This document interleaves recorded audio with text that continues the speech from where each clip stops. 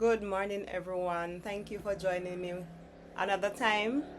And this morning, I'll be speaking about our gut health and the impact of Moringa on our gut when we are faced with issues and challenges in our health. So, this morning, I am going to explore the use of antibiotics in our system. And yes, antibiotics can be good when we are faced with illnesses. But did you know that our gut contains both good and bad bacteria? That's our microbiome. It's made up of good and bad bacteria, right? And antibiotics now, when we are faced with an illness, so antibiotics can be used to prevent some types of bacterial infection or to help with bacterial infection when we become ill, right? So antibiotics, they work by killing bacteria or preventing them from spreading in our bodies. But did you know that antibiotics, it both kills the good bacteria, it wipes out the good and also the bad, right? So, but antibiotics do not work for everything, right? And many mild bacterial infections just get better on their own with, as long as the environment, you allow your body, you eat a certain way, allow your food to be a medicine, right? So when you are faced with, so you have a strong immune system, so when you are faced with certain illnesses, your body can heal itself. All right. Antibiotics, did you know that antibiotics are added to our chicken feed? Yes, antibiotics are added to our the feed, this feed that we feed the chickens, these grains, right? For primarily for disease prevention and treatment for these chicken when they are growing up, right? So it helps to improve their growth and their feed efficacy, right? So antibiotics now is added to this feed now to promote, ensure that these chicken, that's why you see within 6 weeks you have these big chickens, right? But did you know that when we now feed on these chicken, our bodies, right, are getting all of these antibiotics that these chicken feed on is now passed on to our system. And remember, when our bodies, at times when we are faced with illnesses and we go to the doctor and they give us so many rounds of antibiotics and then we take it and we still don't feel better, because antibiotics, it kills the good bacteria.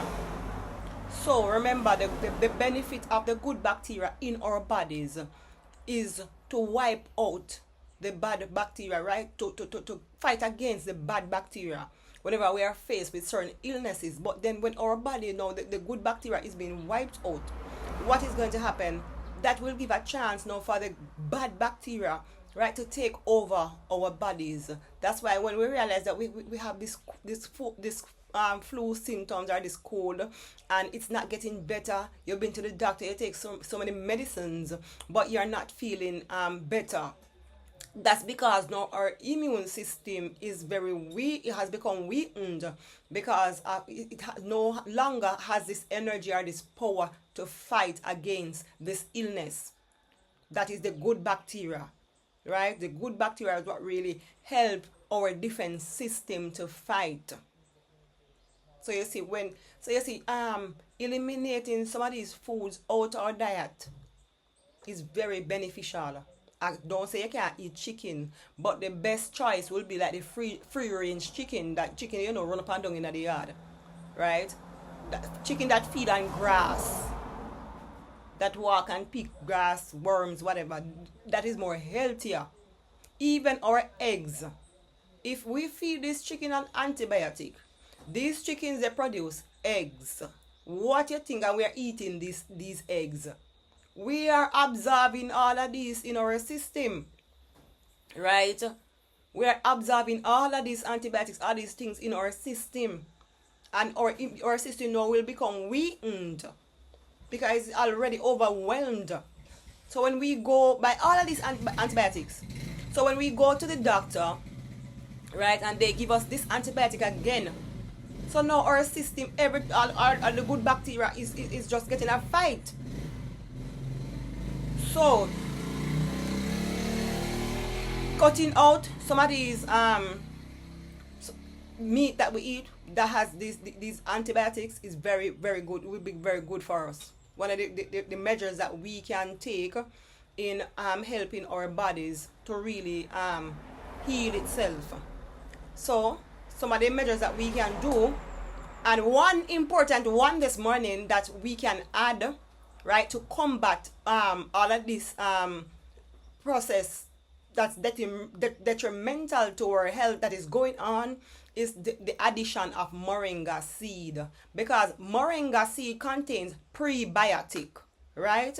So prebiotic basically support our gut health, right? So whatever damage is being done by these antibiotics, prebiotic now support our system. Now it feeds the good bacteria. So although antibiotics has wiped out these good bacteria, the moringa, the components of the moringa seed now will enable these good bacteria now to grow and to flourish, right? So moringa seed provide also fibers, and the good bacteria love environment that has a lot of fibers, right? So you see, when we switch out like the chicken, we switch out the chicken and include food that has fibers, include now our vegetables, right? Which is now has these good fibers that feed our good bacteria in our bodies. Good bacteria will promote a healthy, a strong immune system to defend our bodies. So listen, yes, moringa seed will help, but we also have to do due diligence by also putting practice into place, such as I said before, eating our fruits, eating our vegetables, cut out the processed food, right, and cut back on unhealthy oils like these fried food. Cut out like having a lot of fried foods with these oils that is unhealthy. And the best choices of oil, if we can use like the coconut oil, which is very good, and also olive oil, right? And we manage our stress levels, because when we are in a stressful environment and we are in stressful situation, that really help to weaken our immune system, right? And it does damage to our gut, believe it or not. Also, when we exercise, by incorporating exercise every day, right, at least 30 minutes for the day, right, that will also help to build our immune system. And also drinking a lot of water. Yes, drinking a lot of water help these good bacteria now to grow, right? So to flush out toxins out of our bodies and help the good bacteria to grow, as well as practicing intermittent fasting. And intermittent fasting basically is so you switch out, you don't really eat no breakfast. You have mornings where you skip breakfast. So you give your body now, your digestive system now rest, right, and help to heal itself. Right, so you give a rest to your digestive system. You don't keep sending down food, right, and your body is not really healthy. So you give your body time to rest and to heal itself. You allow your body to have a conducive environment. You provide a conducive environment now for your body to heal itself, because God is so good that He made our bodies, as long as we feed our bodies the right nutrient. It doesn't matter what illness you're faced with. As long as you give your body that right environment, your body has the ability to heal itself. But you have to put certain practice in place and to cut out certain things. Alright, and remember, moringa seed, remember, prebiotics, feed the good bacteria. Blessings. That's it for me today. And remember, our health is our best wealth, and God loves you. Blessings.